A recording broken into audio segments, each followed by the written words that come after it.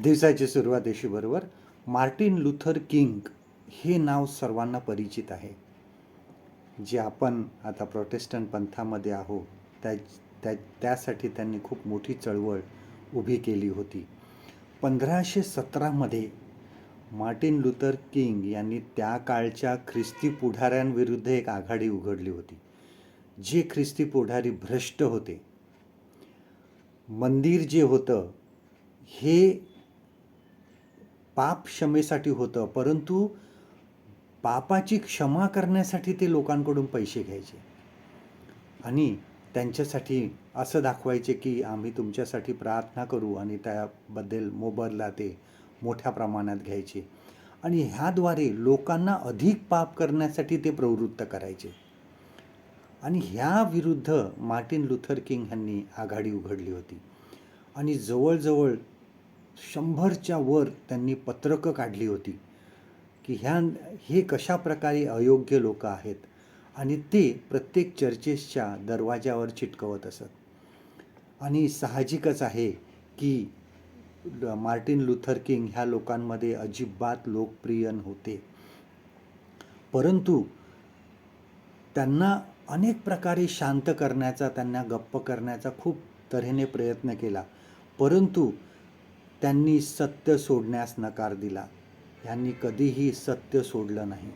बघा, हाच अनुभव किंवा आपण इर्मयाच्या पुस्तकामध्ये वाचतो. इर्मया संदेष्टाला अनुभव हा आला की त्यालासुद्धा त्याचे देवाचं सत्य न सांगण्याचं त्याला सहन होत नव्हतं. तो म्हणत होता की मी देवाचं वचन त्याचा विस्तार करून लोकांना न सांगणं हे माझ्याकडून होणार नाही आहे. बघा वचन काय म्हणतं, इर्मया 20 आणि 9 वचन काय म्हणतं बघा. Jeremiah chapter 20 and verse 9.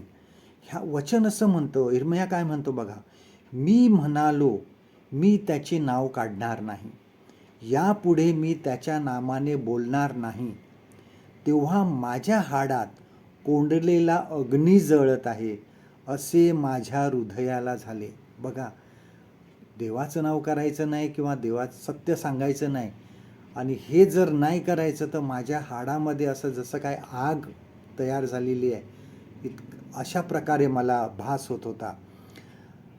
मी स्वतःला आवरता थकलो, पण मला काही साधेना, त्याच्याने झालं नाही. ते देवाच्या सोबत राहणे म्हणजे कृपा आणि क्षमा आहे, हे करणं आहे, परंतु त्याचबरोबर सत्याच्या बाजूने उभं राहणं हे सुद्धा तेवढंच महत्त्वाचं आहे. कारण देवाचं वचन जे आहे हे सत्य आहे आणि सत्य हे भ्रष्टाचार आहे किंवा देवाच्या कामाचं भ्रष्टीकरण आहे, ह्याला विरोध करते. कदाचित तुम्हाला ह्या गोष्टीसाठी विरोध करावा लागेल, आपल्याला ह्या गोष्टीसाठी विरोध करावा लागेल जर आपण सत्य पुढे ठेवलं. कारण सत्याचे बोलणे जे आहे हे दुसऱ्यांसाठी कडूपणाचे असतात. लोक तुम्हाला स्वीकारणार नाही, अस्वीकार करतील तुमचा, पण तरीही सत्य बोलण्यासाठी मागे हटू नका. आजचं देवाचं वचन आपल्यासाठी हे आहे, इर्मया ह्याचा 23वा अध्याय 1 वचन, जेरेमिया चॅप्टर 23 and verse 1. जे मेंढपाळ माझ्या कुरणातल्या कळपाचा नाश करतात व त्यास विखरतात ते हाय हाय करतील असे परमेश्वर म्हणतो. परमेश्वर करो आजचा दिवस तुमचा आशीर्वादित करो.